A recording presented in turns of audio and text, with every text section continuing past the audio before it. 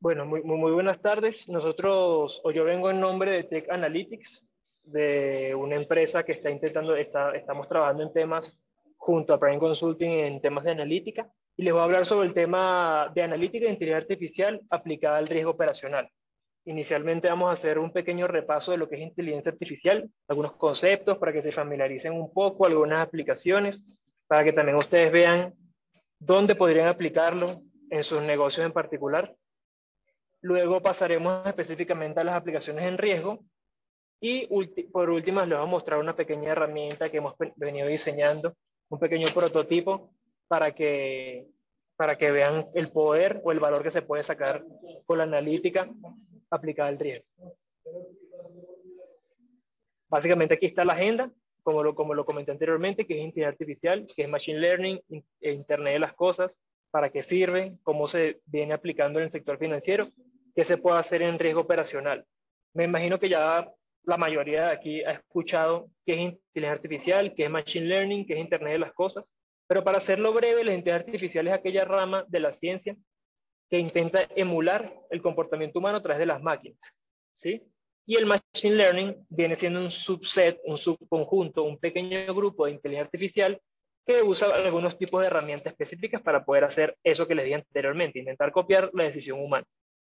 El Internet de las cosas, por otro lado, es aquellas metodologías que se usan para poder hacer que las cosas, valga la redundancia, se comuniquen entre ellas y nos entreguen datos. Por ejemplo, una Alexa, la temperatura de nuestra habitación, el nivel de presión que podemos tener en la casa con sensores, etcétera, etcétera, etcétera. Que también viene siendo hoy muy utilizado, más que todo en el ámbito del Big Data, para así poder tener información en tiempo real de diversos sensores. Eso en cuanto a estas tres definiciones principales. La inteligencia artificial, como ya lo dije, intenta tratar o explicar el funcionamiento mental basándose en algoritmos. ¿Qué hace básicamente? Es como si tuvieras un bebé. Ese bebé, o como uno tiene un hijo, uno le va enseñando, por ejemplo, le repite palabras, le repite di mamá, di papá. Eso es lo mismo que se suele hacer en la inteligencia artificial. Uno le repite tantas veces el algoritmo, le enseña con una información, le entrega unos datos, que él comienza a ser capaz de replicar ese comportamiento. Entonces, por ejemplo, si yo quiero saber cuánto voy a vender en un futuro, cuántas manzanas voy a vender, si yo produzco manzanas, si yo le entrego toda mi data histórica, indirectamente le estoy enseñando esos patrones que están internos en esa data para poder saber cuántas manzanas va a vender en el futuro. Y aquí viene la definición formal, que es la parte de la ciencia que se ocupa del diseño de sistemas de computación inteligentes. Como ya lo vimos, intentar hacer que esos sistemas de cómputo razonen, tomen decisiones, comprendan textos, resuelvan problemas, etcétera, etcétera, etcétera, con un tipo de reglas que son aprendidas. La diferencia con la computación o la algorítmica normal es que la algorítmica normal uno le define reglas. Por ejemplo, si yo le digo, cruza a la derecha cuando veas un rojo, eso es una definición, se puede decir a fuerza bruta, se define qué va a hacer. En cambio, la inteligencia artificial le dice a él, aprende. Puede ser que al principio se choque, puede ser que al principio se caiga, pero posteriormente él va a entender qué es lo que tiene que ir haciendo con un histórico o de manera concurrente, aprendiendo de error y fallo. Para abordar de manera rápida las principales ramas. Inicialmente está la robótica. Todos habremos visto aquellas noticias donde sale que ya pudieron hacer un robot humano que puede hablar, que ya pudieron hacer un robot que puede jugar al fútbol, etcétera, etcétera, etcétera. O también pueden hacer tareas sencillas como recoger la basura o pueden ser una mascota. Indirectamente lo que está haciendo es intentar aprender, como ya les he venido diciendo, intentar aprender esos patrones, intentar aprender esos comportamientos y se entrena para que hagan una función específica. Hay que tener aquí una consideración que esto tiene incrementales. ¿Qué quiere decir incrementales? Actualmente, ¿por qué no se tienen máquinas que hagan exactamente lo que los humanos pueden hacer? Porque no se tiene la capacidad de cómputo para poder enseñarle todas esas reglas que nosotros ya tenemos en nuestra cabeza. Porque eso requiere mucha computación, requiere mucho procesamiento. Entonces, mientras va mejorando la capacidad para procesar datos, procesar patrones, está mejorando la capacidad de estas máquinas. Y por lo tanto, por eso vamos viendo cada vez máquinas que son más, o se asemejan más a nosotros o nos dan incluso respuestas mucho más parecidas a las que un humano podría dar. Los sistemas de división.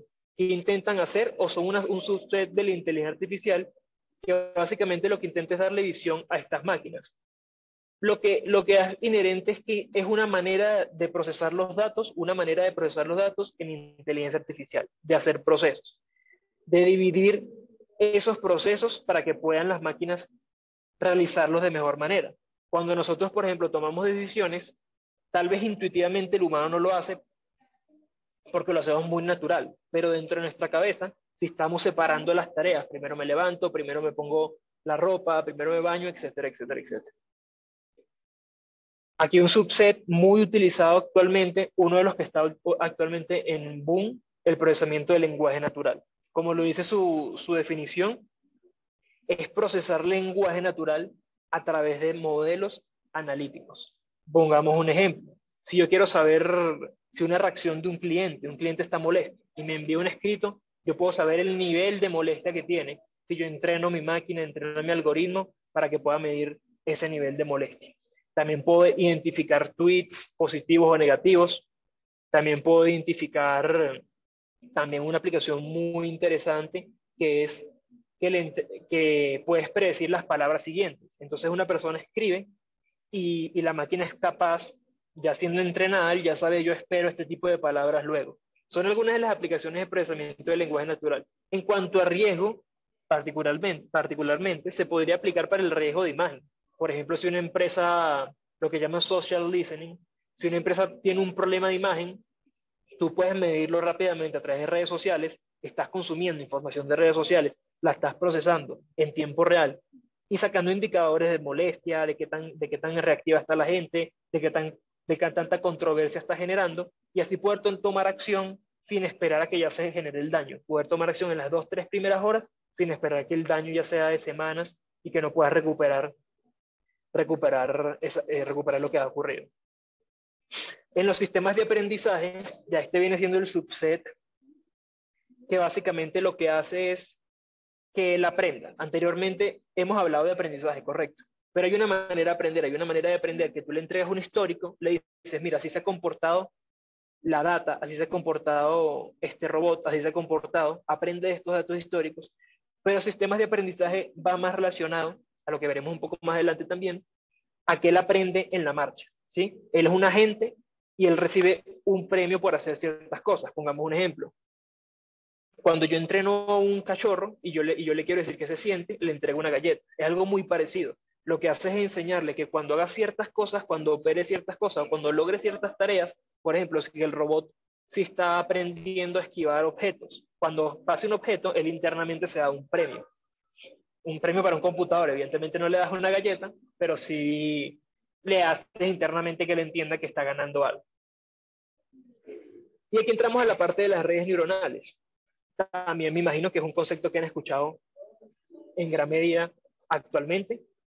¿Qué hace? Intenta copiar, aquí me criticarían un poco los puristas, pero intenta copiar el comportamiento de una red neuronal en la cabeza de una persona. Que tiene entradas, salidas, conexiones, etcétera, y genera estímulos, genera impulsos.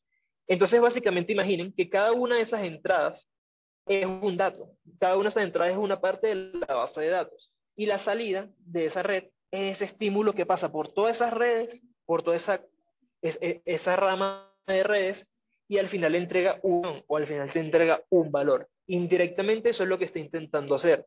¿Qué valor agregado genera esto? ¿Y por qué si ya sabíamos que las neuronas existían, ahorita lo estamos aplicando?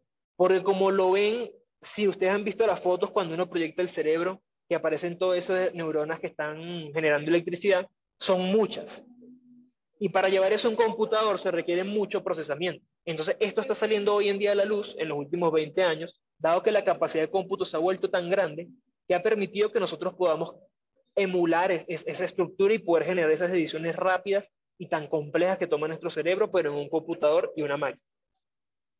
Y las aplicaciones aquí son diversas. Por ejemplo, uno podría entregarle una base de datos de riesgo y que la salida de la red sea cuánto riesgo asociado tiene de materializarse en costos tiene cada evento. O también se podría hacer, supongamos que tenemos valores de presupuesto. los valores de diferentes presupuestos en diferentes áreas, y esas son las entradas a esa red. Y la salida es un indicador de qué tan riesgoso es el escenario en el que nos estamos moviendo. Eso podría ser alguna de las aplicaciones que se podrían dar de riesgo como incrementales con este tipo de redes robustas. Sus características.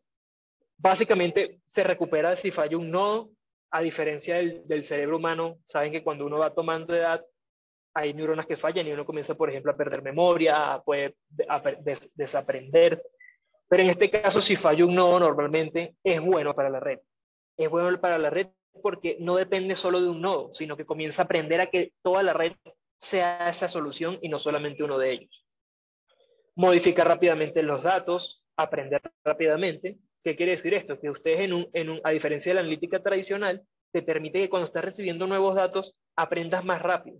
¿Sí? Este se adapte mucho más rápido y genere mayor información para el negocio y mayor información para las soluciones específicas que están llevando a cabo.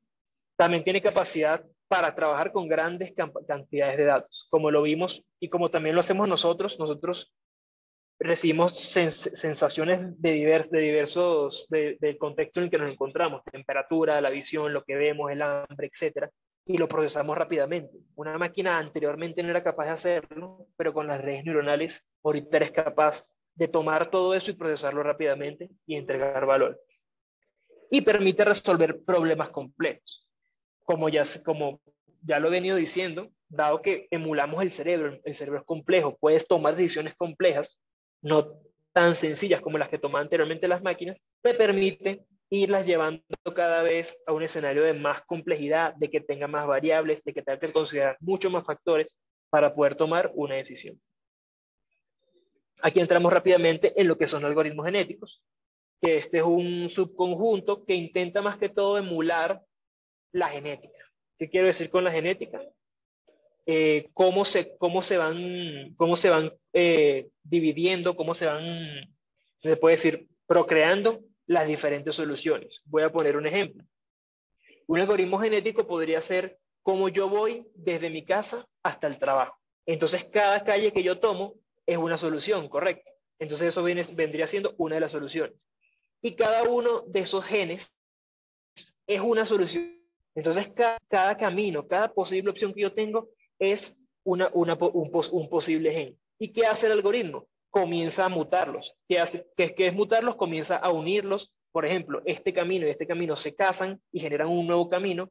Y así comienza a intentar encontrar la mejor solución, basado en la evolución. Así ha funcionado la evolución. Tengo unos genes que no son tan buenos y me voy adaptando paso a paso, en lo que se ve aquí como iteraciones, pero podrían ser generaciones, paso a paso. Va iterando hasta que encuentra la mejor solución. Como también aquí hay un conjunto también interesante que se sale de algoritmos genéticos, que son todas las técnicas de inteligencia artificial que emulan la realidad. Por ejemplo, hay una que se llama colonia de hormigas. Entonces, intuitivamente tú sabes que las hormigas se mueven hacia, por ejemplo, donde está el caramelo. Entonces, cada hormiga es una solución y se mueve hacia donde está el caramelo, y así hay diversas soluciones que existen en inteligencia artificial que emulan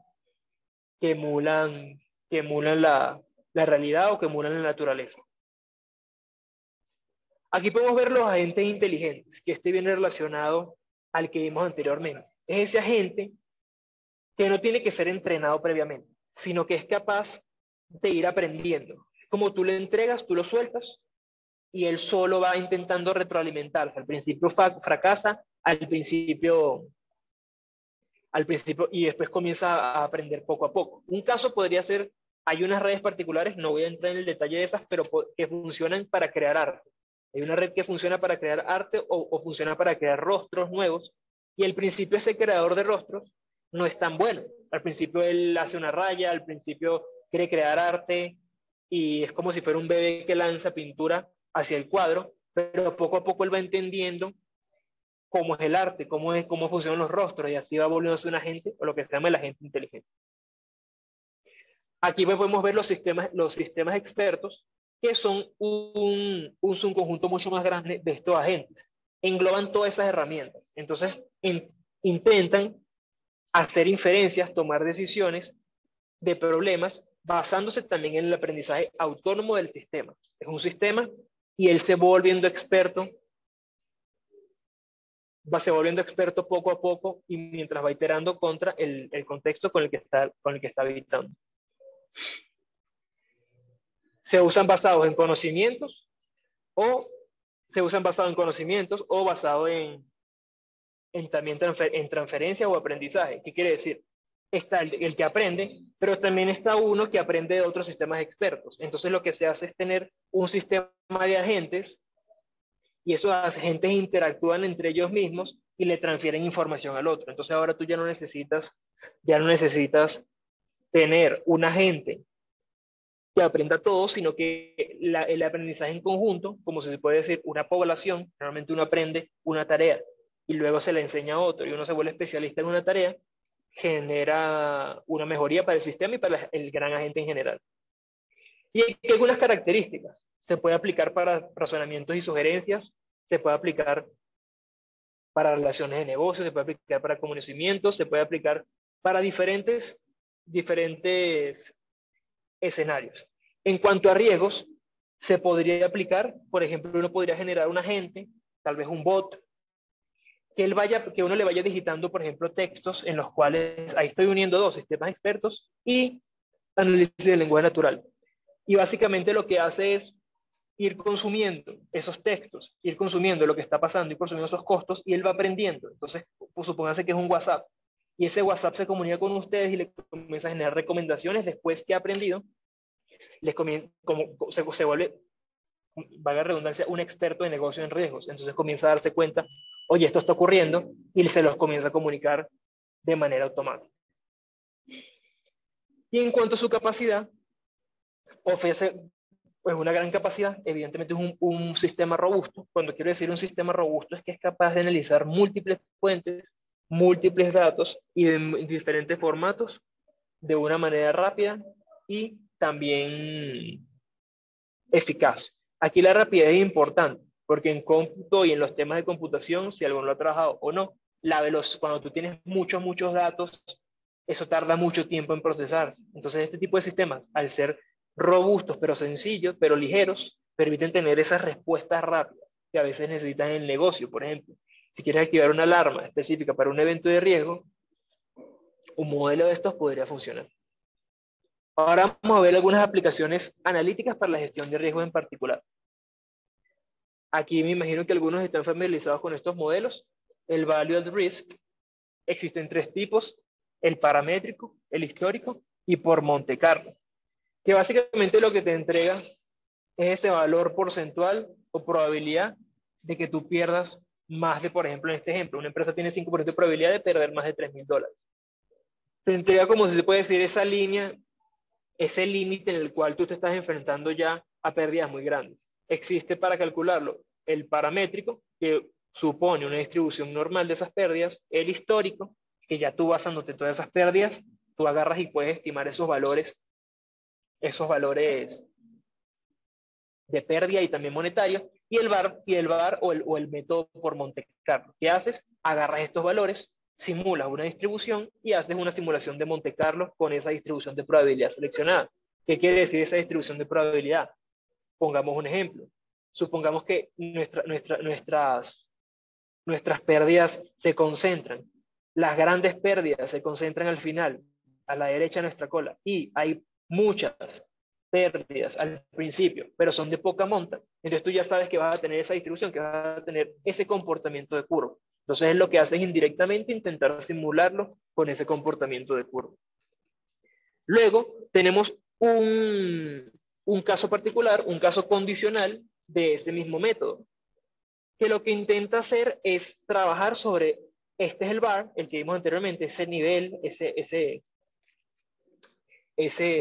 rango en el cual nosotros entramos a pérdidas muy altas y con qué riesgo entramos, y nos entrega más que todo esa distribución, esos valores promedios, pero dentro de ese rango que está por encima. Entonces podemos tener un comportamiento mucho más, un entendimiento más robusto, un entendimiento más claro del comportamiento que tiene esa cola, que es la que nos preocupa, porque puede ser la que nos genere grandes pérdidas para el negocio. Y aquí están algunos, que no voy a entrar, nos voy a pasar sin entrar mucho en detalle, que son el Entropic Value Risk, que básicamente es lo mismo, pero considerando una transformación logarítmica, sistema matemático para poder suavizar los datos. El Proportional Hazard Risk Measure, que básicamente intenta trabajar con los ratios hazard, que es lo que es indirectamente como cómo se comportan esas distribuciones, cómo están cambiando las distribuciones en el tiempo. Lo que te intenta dar indirectamente es como ver cuál es la variabilidad que tienes en tu escenario. El último, el tercero, el One Risk Measure, que básicamente es una diferencia entre dos funciones. Entonces, análogamente, ¿qué quiere hacer? Supongamos que yo te digo que tus pérdidas se distribuyen normal, pero por otro lado, un experto de negocio, una persona que lleva 30 años trabajando en el medio, dice que se distribuyen con esa cola larga hacia la derecha. Esa diferencia, esa comparación, nos permitiría decir la certeza sobre la distribución que estamos seleccionando y por ende estimar mejor esos riesgos. Y el super hedging price, que básicamente lo que define es ese dinero mínimo, es un modelo que define ese dinero mínimo que yo voy a tener que usar en caso de que ocurra o que pase a pérdidas muy grandes. Sería un valor esperado en escenarios muy riesgosos, como lo podremos ver, ese valor que va a ser ese backup por si llegara a pasar una catástrofe o un evento que no esperamos. Y ahorita entramos a los temas de Machine Learning, que son parte de la solución que hemos venido diseñando. Y aquí hay un modelo que se llama el Prophet. El Prophet básicamente es, todos aquí deben conocer lo que es una regresión lineal, una serie de tiempo. Básicamente un modelo lineal, un modelo que va considerando periodos de tiempo. Pero lo bueno de este modelo, lo robusto de este modelo es que tiene un elemento extra, que es el H. ¿Qué es ese H?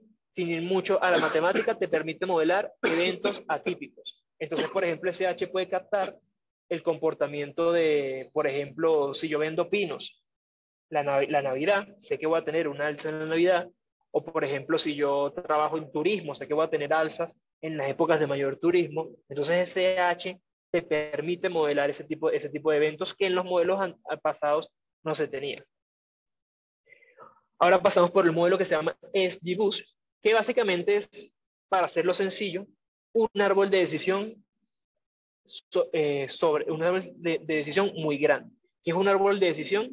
Lo podemos ver aquí. Entre un dato se va subdividiendo por diferentes subdivisiones, valga la redundancia, y al final nos entrega un valor, por ejemplo, 400, 200, etc. ¿Cuál es diferente un árbol de decisión y el SGBoost? Que este es más robusto. Cuando uso el término más robusto, es que usa mucho más capacidad de cómputo. Entonces lo que hace es unir muchos arbolitos, une muchos arbolitos, y lo que hacen los arbolitos es especializarse en cada fragmento de los datos. Entonces, son pequeños arbolitos que por sí solos no son tan buenos, pero que cuando se ponen en conjunto se vuelven un estimador mucho más fuerte y generan mucha más capacidad. Entonces, por ejemplo, nosotros podríamos usar este modelo si tomamos la información que se registra en un protocolo como el de Basilea y así poder generar esos montos esperados por un tipo de evento específico o poder estimar cuál va a ser la recuperación en dinero, etcétera, etcétera, etcétera. Y aquí también entramos en otro modelo que es el pozo no homogéneo. Lo que hace este modelo o esta distribución, esto va más hacia las aplicaciones de probabilidad, que lo que hace es darte a ti, el homogéneo lo que hace es darte a ti qué cantidad de eventos tú vas a tener entre dos periodos de tiempo. Por ejemplo, cuántas veces va a llover entre el día lunes y el día lunes de la siguiente semana, ¿sí? Entonces, ese es el homogéneo. A ti te están diciendo, es homogéneo cuando se define, eso va a ser 3. Entonces, yo sé que en promedio, no siempre, pero voy a tener 3, el siguiente 4, después 3, 5. Entonces, eso es la distribución homogénea Poisson. ¿Qué pasa cuando no es homogéneo? Esa variable 3, ese 3, esos días que van a llover, dependen de otras variables. Entonces, tú la modelas también con los datos. Entonces, voy a poner un ejemplo. Si tú estás manejándote en periodos de tiempo de un mes, en temas de riesgo, tú puedes saber con un Poisson homogéneo cuántos eventos de riesgo van a ocurrir en ese mes y hacer una distribución sobre ellos. Entonces, ponte que supongamos que van a ocurrir 12, supongamos que en el siguiente ocurren 14, y se hace una simulación de todo ese escenario para poder así tomar las medidas preventivas sobre eso. Eso se puede hacer también sobre tipos de riesgo o sobre aquellos riesgos que nosotros consideramos que son más que generan mucho más costos.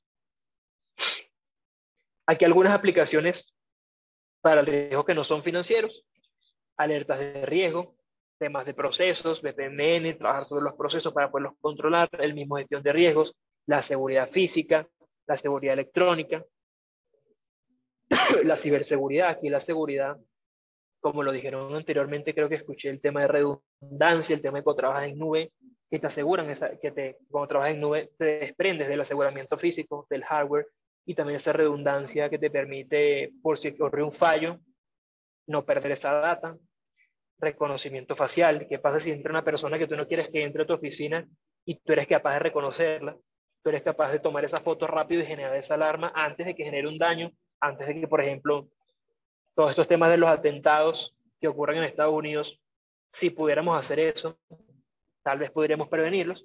Y también una parte muy importante, la inteligencia de negocios. Uno habla de inteligencia de negocios de una manera como un poco ambigua, pero cuando se habla de inteligencia de negocios es esa manera que yo organizo mis datos para responder preguntas de negocio. Están por detrás, están optimizados para poder desplegarse y poder mostrar en tiempo real o casi en tiempo real esos KPIs que nos interesan. Y aquí ya vamos a entrar a nuestra propuesta. Yo les voy a mostrar aquí en la presentación algunas fotos y luego voy a pasar a la herramienta en vivo, que básicamente es un visor que consta de diferentes visuales. Tenemos diferentes visuales que se alimentan de una fuente. Se almacena una fuente, esa fuente pasa por la nube, se procesa, pasa por un proceso de transformación, de carga.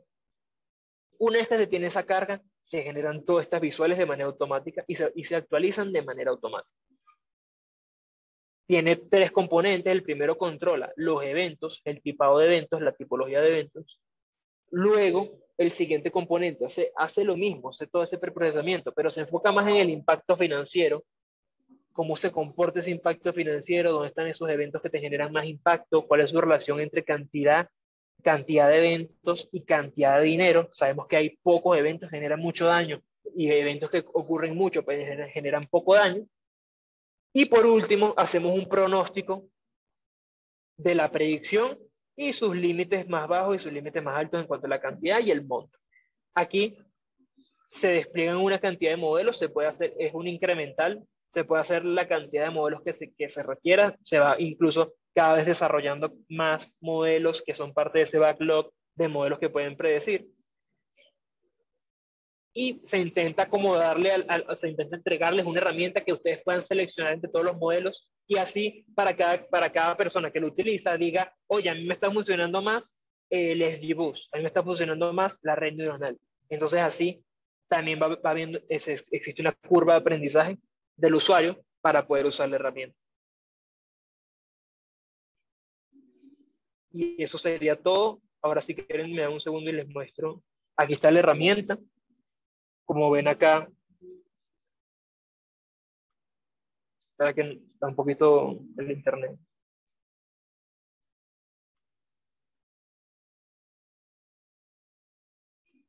Bueno, aquí están los filtros.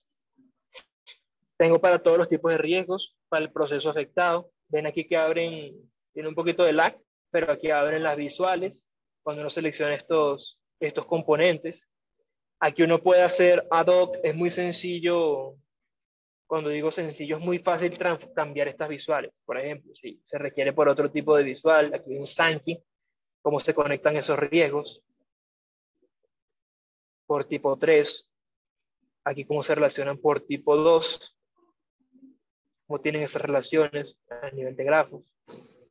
Miguel, Pueden... Miguel, un poco para comentarles estos gráficos. Estamos hablando que esta pantalla lo que está haciendo es interactuar con la base de incidencias, la base de eventos de pérdida, los eventos materializados y las ocurrencias no materializadas. Y a partir de ello se generan estas analíticas para poder analizar el comportamiento de las ocurrencias, el comportamiento de las pérdidas, ya sea por línea de negocio, ya sea por proceso. ¿Es correcto lo que estamos hablando? Es lo que estamos visualizando, es ese análisis que se puede hacer para poder identificar cómo se está comportando los errores, los riesgos y las pérdidas materializadas. Correcto, es que estamos aquí intentando captar ese comportamiento y entregar una visual amigable y en tiempo real para esa toma de decisiones. Y para que esto interactúe en tiempo real, estamos hablando que puede haber un repositorio de información, ya sea una base de datos, un registro, un Excel o lo que sea, donde los usuarios puedan estar reportando ocurrencias, incidencias, o que de repente estuvimos captando información, ya sea, por ejemplo, de ciertos procesos transaccionales y queremos tener información, por ejemplo, de accesos o de repente información de ciertas reversas que se están haciendo en los procesos o cualquier otro proceso que pueda generarnos data para evaluar cómo se están comportando los riesgos vinculados a esos procesos? Sí, correcto. Nosotros estamos en la capacidad, también depende de la empresa, de consumir esa data transaccional, esa data de procesos, si se nos permite y hacerlo contra eso, o también se entrega la opción de darle a la persona un formulario, un Excel en el que ellos lo suban y pueden hacerlo de manera un poco más manual. Están los dos escenarios, pero sí funciona, correcto. Ok, y dentro de este alcance, por ejemplo, podríamos tener soluciones o un mecanismo de solución que nos permita, por ejemplo, estoy pensando en el área de seguridad física, que de repente tiene inventariado, por ejemplo, no sé, pues a los datos de sus clientes y por reconocimiento facial identifica qué cliente es el que está, por ejemplo, parado en una oficina y que de repente es un candidato potencial para poder otorgarle un préstamo o darle una tarjeta de crédito. Podríamos explotar el reconocimiento facial, podríamos explotar los temas de lenguaje para el sistema de call center o para telemarketing, para poder explotar toda esta ingeniería que estabas haciendo referencia, para buscar soluciones que permitan ayudar a las instituciones financieras para optimizar sus procesos comerciales, sus procesos de riesgos en general. Sí, correcto. O sea, si estamos en capacidad de poder hacer todo ese tipo de soluciones, reconocimiento facial, podemos también trabajar con el tema de hecho ya tenemos soluciones del social listening en la cual detectamos alertas, generamos reportes de esas quejas de los clientes o también de lo que hablan en voz por teléfono, o también su experiencia, cómo ha sido su experiencia con los servicios, eso sí se podría hacer. O sea, se podría convertir esos datos sueltos que se tienen a través de los diversos canales, ya sea pues digitales, los canales de voz, como para empezar a capturar ese sentimiento de los clientes con respecto a los servicios, para empezar a analizar eso como riesgo de imagen. Estoy viendo un poco y comentando en voz alta un poco todos estos temas, porque obviamente los equipos que están participando son equipos pues muy especializados en el tema de riesgos, pero es bueno que también ellos vean las funcionalidades para que pues puedan entender que la aplicación de todo lo que es inteligencia artificial y machine learning pues es multidisciplinario, pues aplicarlo desde un proceso de repente de investigación, ¿no? Se me ocurre, si yo tengo la información de control de accesos de los usuarios que se conectan a las terminales y de repente hay un usuario que está teniendo un comportamiento, la data que se va generando podría servirnos para generar un indicador de alerta de riesgo ante un comportamiento anómalo, tomando en cuenta sus enlaces o las pantallas que consulta, si estuviéramos hablando de un motor de internet o de repente de cierto comportamiento en la ejecución de ciertos procesos, podríamos explotar toda esa información para poder buscar y capturar esa información de cara al tratamiento al riesgo? Sí, correcto. Cualquier tipo de fuente de datos, imágenes, videos, sonidos, eh, clics en páginas web, eh, transaccional, la clásica transaccional, todo se puede orquestar. De hecho, es lo que se está haciendo actualmente en los negocios que se puede decir que son más maduros, que es intentar unir todas esas fuentes que vienen de diferentes formas, diferentes formatos, y lo unen y generan todo ese valor para el área específica que sea, en este caso para riesgo, pero también puede ser para cualquier tipo de área de negocio que se necesite. Ok, desde tu experiencia, por ejemplo, desde el punto de vista de explotación de negocio, ¿cómo has visto la explotación de todo esto que es inteligencia artificial, machine learning?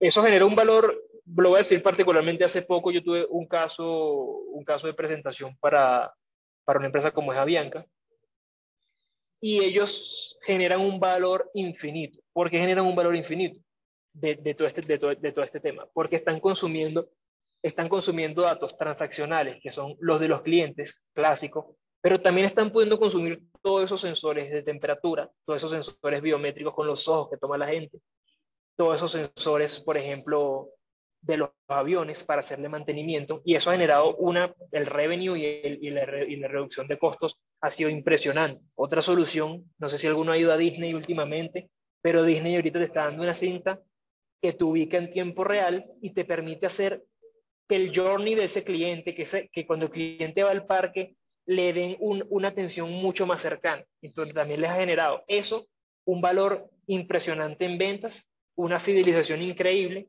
pero también una reducción en términos operativos, en términos de costos operativos, dado que manejan mucho más fácil la clientela y eso también genera una reducción de costos. A ver, te pongo un caso desde el punto de vista de riesgo operacional, ¿ok? Yo tengo información de las incidencias tecnológicas que se están presentando, ya sea a nivel de mis equipos de cómputo, ya sea a nivel de accesos, y yo desde el punto de vista de riesgos, yo quiero ver esas alertas que me pueden estar ya sin necesidad de meterme al sistema y empezar a ver esa información, empezar a capturar toda esa data y empezar a generarme indicadores en tiempo real como para poder estar viendo cómo se están comportando los sistemas, cómo me puede alertar de una situación de riesgo potencial que pudiera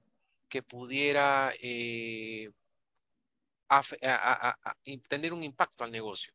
Desde el punto de vista de la inteligencia artificial, ¿esto sería un mecanismo aplicable para la banca en general, cualquier institución financiera que pudiera hacer uso de esta información, usar estas técnicas para lograr esos objetivos de negocio?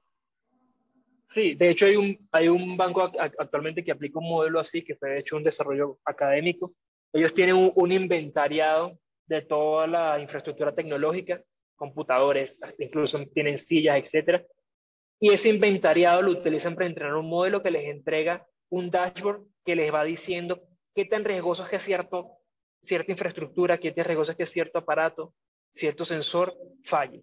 Entonces ellos van llevando en tiempo real y son mucho más proactivos y no son tan reactivos a ese daño, sino que ese modelo les está permitiendo ahorrar el momento en el que llegues al daño, el momento en el que llegues al riesgo y se te caiga el sistema, el momento en que se te dañan las máquinas, etcétera, etcétera.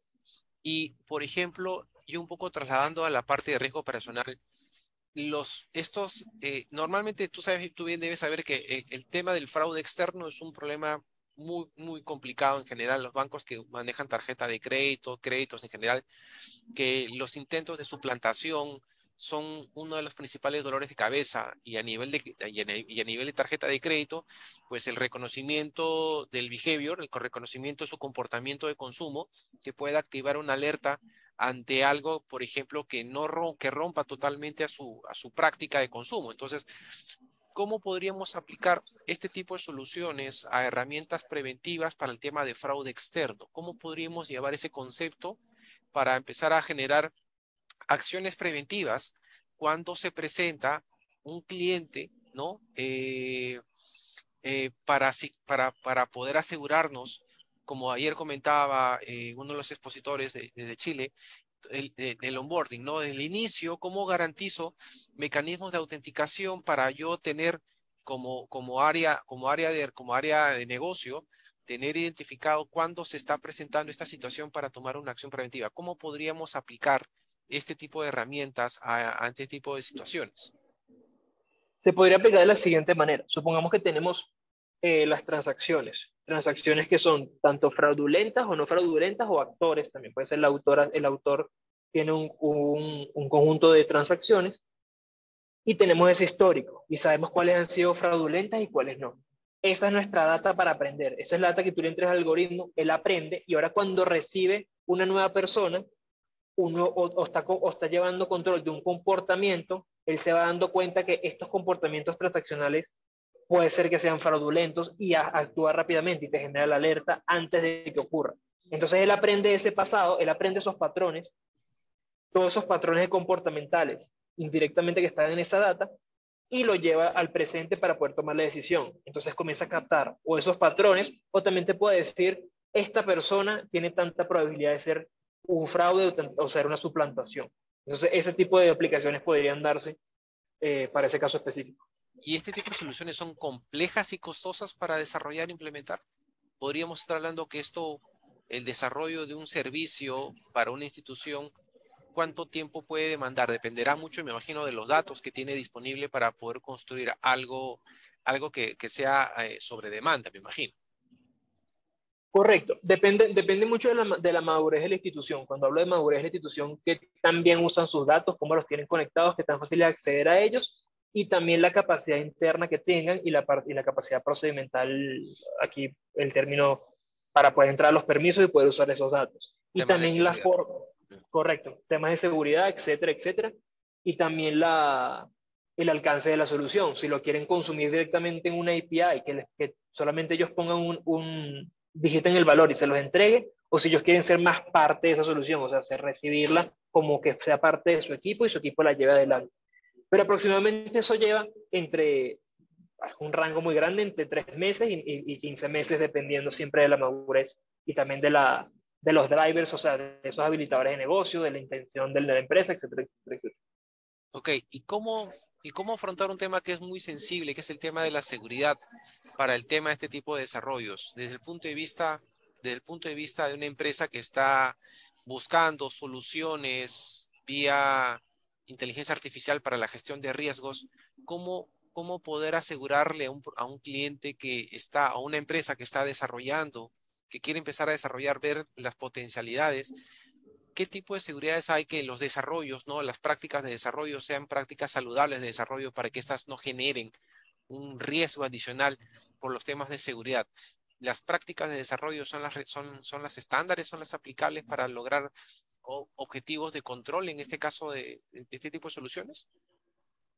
Sí, hay tres maneras de trabajo, o las tres maneras que yo pude ver de trabajo. Está la clásica del NDA, está la clásica del acuerdo de confidencialidad, en el cual se abre un acuerdo de confidencialidad entre el externo y el interno, pero también hay otros modelos que son mucho más ligeros, que es básicamente la empresa entrega unos datos anonimizados, se construye modelo y se entrega modelo y se entrega aplicación contra datos anonimizados para que la empresa lo utilice.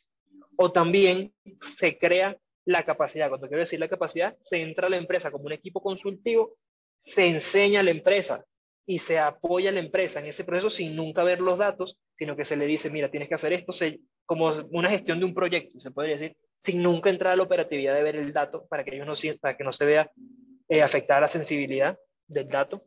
Y se les apoya para que ellos construyan esa capacidad y sean ellos capaces de autogestionar esos modelos. Esos son los tres modelos que se usan. Ok, Pero entonces, siempre está asegurado, disculpa sí. siempre están asegurados los datos y cuando trabajan en nube, lo que suele pasar es, bueno, los que conocerán de nube, que estarán acá, cuando se trabaja en nube uno puede cerciorarse de qué puede ver cada quien. Entonces uno define lo que llaman el IAM, el identificador para poder hacerle visible a ciertos roles en la empresa, ciertos datos, ciertos servicios, etcétera, y así también poder controlar esa seguridad. Ok, perfecto. Bueno, muchas gracias por tu aporte. Este aporte de inteligencia artificial es un tema novedoso. Todavía no se ha venido explotando de una forma bastante profunda en el mercado de la gestión de riesgo personal. Hay algunos atisbos, aplican herramientas de inteligencia artificial para monitoreo de alertas de lavado de activos. Como ayer ya lo comentaba César de Chile, pues ya están empezando a aplicar este tipo de soluciones integradas para inteligencia artificial para el tema de fraude externo, comportamiento de los clientes, todo el tema del face recognition, una serie de herramientas que están desarrollándose, ¿no? Por empresas como parte de este modelo y obviamente la idea de visualizar esto dentro de riesgo personal es que también obviamente va a aportar también ese know-how que necesitamos tener para empezar a capturar data. Algo que, por ejemplo, es muy importante dentro de riesgo personal es que datos existen. Tenemos una serie de fuentes de datos, datos a procesos transaccionales, datos a procesos administrativos que pueden servirnos para administrar la información, para convertir en información y empezar a hacer un análisis de riesgos. Entonces, estas dinámicas que presenta Miguel nos permite tener una idea, por ejemplo, en ese gráfico, permíteme mostrar un poquito más, puedes bajar un poco más para que se pueda ver, un poco para describir que en función a los riesgos que se están identificando, pues hay una mayor concentración de riesgos con una mayor participación de riesgo, pero un impacto menos, si lo vemos en el eje horizontal. Entonces, ya nos da dando una idea de por dónde se están presentando las incidencias, cuáles son los impactos potenciales que están teniendo, como para ver una matriz de riesgos de una forma distinta, obviamente, no la matriz de riesgos que ya conocemos de colores, sino por acumulando incidencias y a partir de ello, obviamente, también ver y proyectar comportamientos, ¿no? Aplicando estos conceptos de Machine Learning, las herramientas ante determinadas alertas podrían activar una situación de riesgo, un mensaje, por ejemplo, para que el usuario tome algún tipo de decisión. Entonces, imagínense, ¿no?